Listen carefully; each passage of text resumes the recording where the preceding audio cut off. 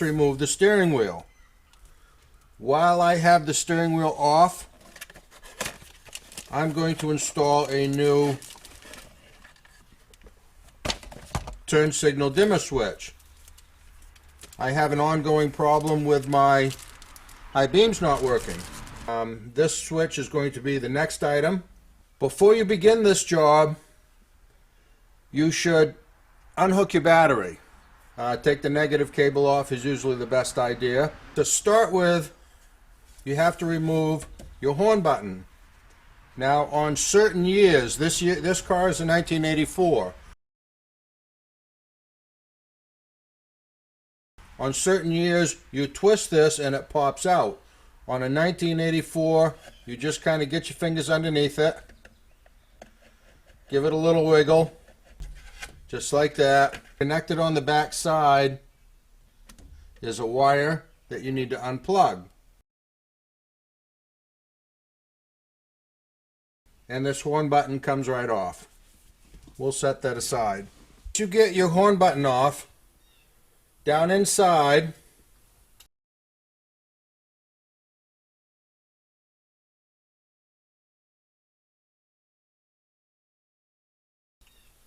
you're going to need an extension to reach it.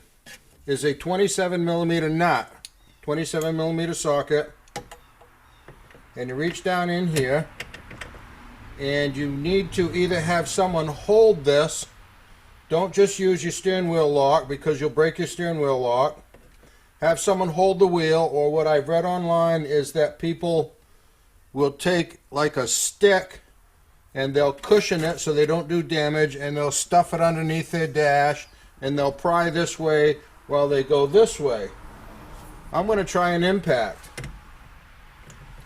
because I think that will break that loose real easy. It'd be my guess. And there it is. Just like that, we have a nut. That was even easier than I thought. So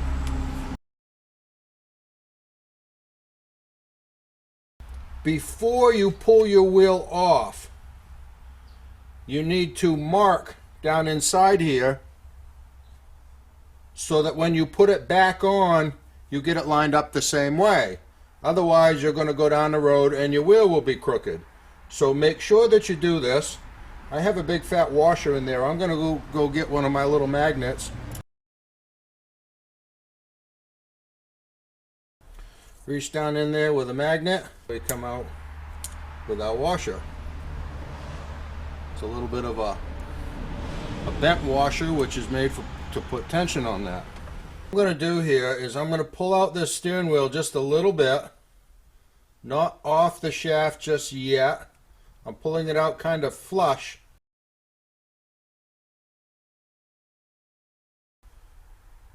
And I'm going to make a scratch line right down across that paint that I put in there. I'm going to scribe an alignment mark. Just like that. Now we'll take this wheel right off and just set it aside.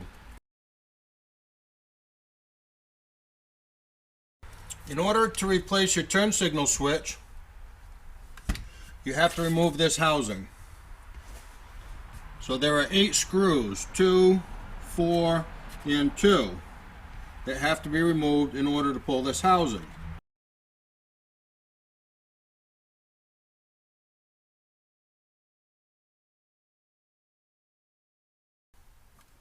Once you remove those 8 screws, your housing just falls off.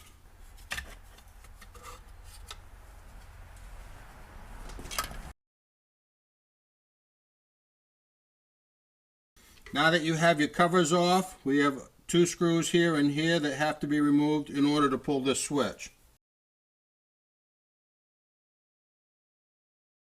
Alright, you struggle with your switch.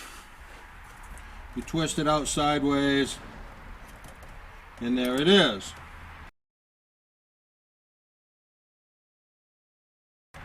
So now what we have to do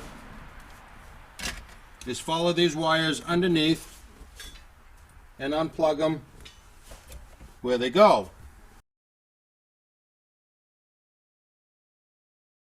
Horn contact is the first one. And that's easy enough.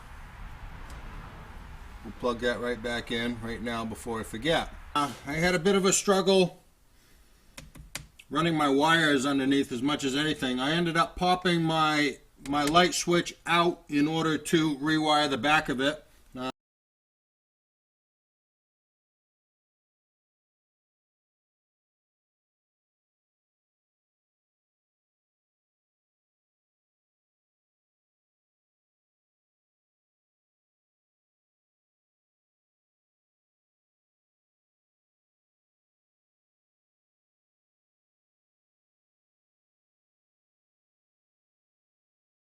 There was no way I could get up underneath there. This comes out very easily. You screw this off, you turn it left, normal, you screw that off.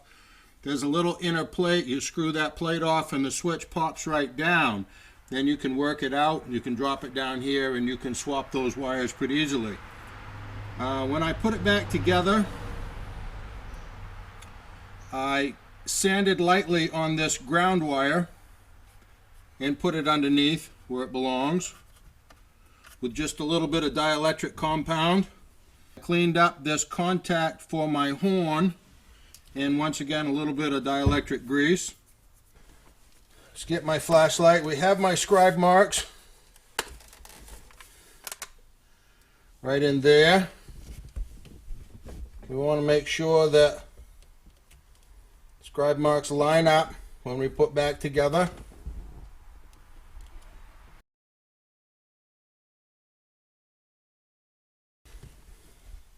We put our spring washer on.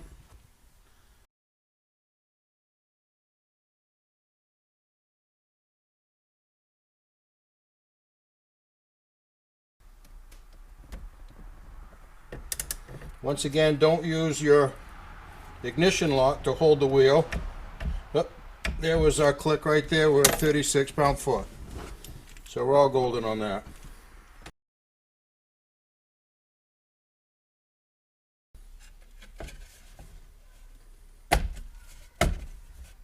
Snap that into place and you're golden, just like that.